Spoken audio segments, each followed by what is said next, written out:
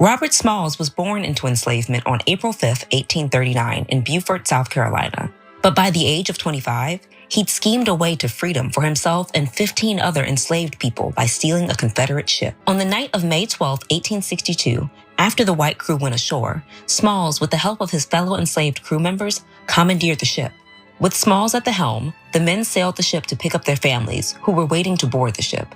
Dressed in the captain's hat and clothes and mimicking his mannerisms, Smalls sailed the planter past Confederate forts toward Union territory.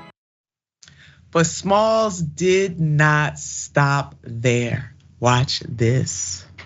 The planter became a Union Navy troop transport ship, and Smalls was named captain, making him the first Black person in the U.S. Navy to be given the title. After the rebel South fell to Northern forces, Captain Smalls returned to Beaufort, South Carolina with his family and purchased the home in which he and his mother were once enslaved. Smalls leveraged his notoriety to improve the quality of life for Black people in his home state and eventually across the country. In 1867, he helped establish a school for Black children and served on the county's school board. His advocacy for equitable public education made him a prominent political figure in his community during the Reconstruction era. And in 1868, he was elected to the South Carolina House of Representatives. In 1874, Smalls was elected to the U.S. Congress and served in the U.S. House of Representatives for more than a decade. Captain, State Rep, and Congressman Smalls does us really proud. And Robert Smalls, he is truly a revolutionary freedom fighter. And now the US Navy is recognizing that.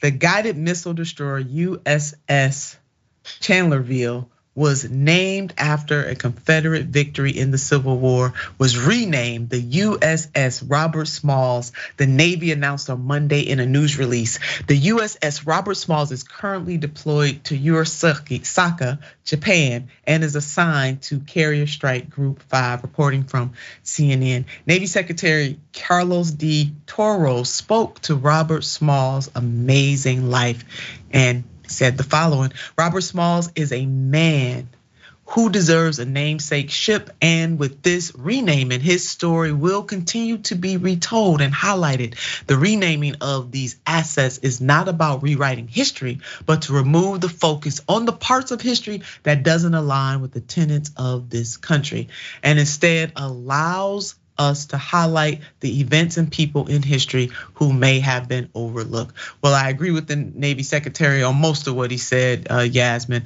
I think, the first name did align with this country's beliefs. People want to dismiss that stuff. It's not true, but I'm so glad that they have renamed the ship. Any thoughts from you about this incredible?